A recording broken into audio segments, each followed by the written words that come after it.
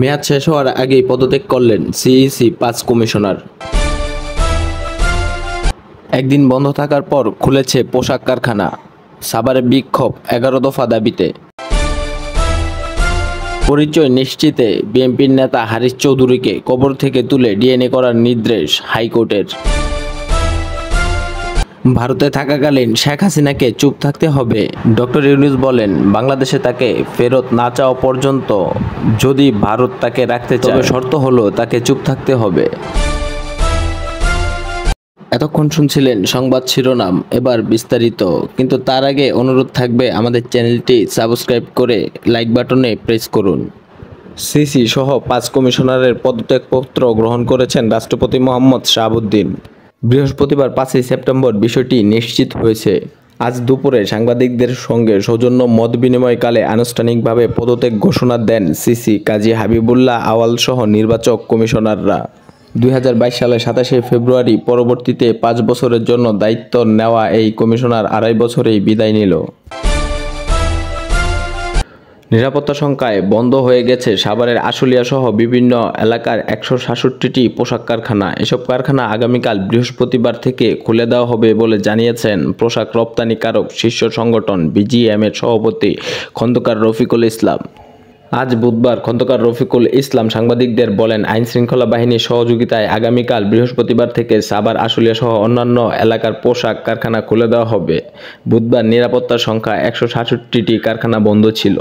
গত সোমবার আশুলিয়ার পোশাক কারখানায় নারী পুরুষের সমানুপাতে হারে নিয়োগ সহ বিভিন্ন দাবিতে নবীনগর, চন্দ্রা, বাইপেল, আবদুল্লাপুর সড়ক অবরোধ বিক্ষোভ করেন চাকরি প্রত্যাশী শ্রমিকেরা।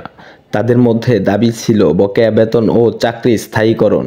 সরকারের পক্ষ থেকে নিরাপত্তার আশ্বাস পেয়ে আজ বৃহস্পতিবার থেকে সব কারখানা খোলা রাখার সিদ্ধান্ত নিয়েছে তৈরি পোশাক উৎপাদন ও রপ্তানিকারক উদ্যোক্তাদের সংগঠন বিজিএমআইএ।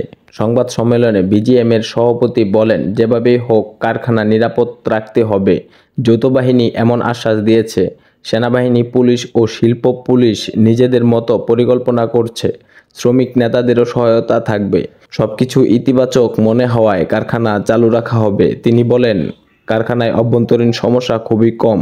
মূল সমস্যা বহিরাগত। রাজনৈতিক কারণে কিছুটা পরিবর্তন এবং বদল হতে পারে, তবে বিক্ষোভকারী বহিরাগত কিনা তা চিহ্নিত করবে আইনশৃঙ্খলা বাহিনী।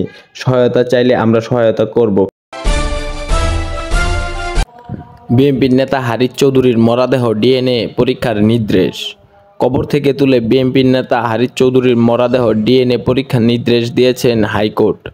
বৃহস্পতিবার ৫ই সেপ্টেম্বর বিচারপতি একেএম আসাদুজ্জামান ও বিচারপতি মুহাম্মদ মাহবুবুল ইসলাম হাইকোর্টের বেঞ্চ এ আদেশ করেন। হারিস চৌধুরীর মেয়ে ব্যারিস্টার সামিরা তানজিম চৌধুরী বলেন, আমি চাই না আমার বাবার মৃত্যু নিয়ে আর কোনো প্রশ্ন উঠুক। তিনি বলেন, শেখ হাসিনার স্বৈরাচার সরকার আমার বাবাকে নির্মমভাবে নির্যাতন করেছে। মিথ্যা মামলায় হেনস্থ করা হয়েছে আমার বাবাকে। তার মৃত্যু নিয়ে পরিকল্পিতভাবে ধোঁয়াশা সৃষ্টি করা হয়েছে, যা অন্তত বেদনার। তিনি মুক্তিযোদ্ধা এবং দেশপ্রেমিক। তাকে যথাযথ সম্মান দেওয়া হয়নি। আমি চাই লাশের ডিএনএ টেস্টের মাধ্যমে ধোঁয়াশা যেন দূর হয়ে যায়। ভারতে থাকাকালীন শেখ হাসিনাকে অবশ্যই চুপ থাকতে হবে, বলেন ইউনূস। ভারত থেকে সাবেক প্রধানমন্ত্রী শেখ হাসিনাকে রাজনৈতিক বক্তব্যে অবন্ধুসুলভ ইঙ্গিত আখ্যা দিয়ে প্রধান উপদেষ্টা মোহাম্মদ ইউনূস বলেছেন, উভয় দেশের শান্তি শৃঙ্খল ফেরাতে অবশ্যই তাকে চুপ থাকতে হবে। তিনি আরও বলেন, বাংলাদেশ তাকে ফেরত না চাওয়া পর্যন্ত যদি ভারত তাকে রাখতে চায়, তবে শর্ত হলো তাকে চুপ থাকতে হবে। বাসভবনে পিটিআইকে দেওয়া এক সাক্ষাৎকারে অধ্যাপক ইউনূস জোর দিয়ে বলেন, বাংলাদেশ যখন ভারতের সাথে দৃঢ় সম্পর্কের মূল্য দেয়, তেমনি নয়াদিল্লিকেও অবশ্য আওয়ামী লীগ ছাড়া অন্য সব রাজনৈতিক দলকে ইসলামপন্থী হিসেবে চিত্রিত করা এবং শেখ হাসিনার দল ছাড়া দেশ আফগানিস্তানে পরিণত হবে এমন বক্তব্য পরিহার করতে হবে।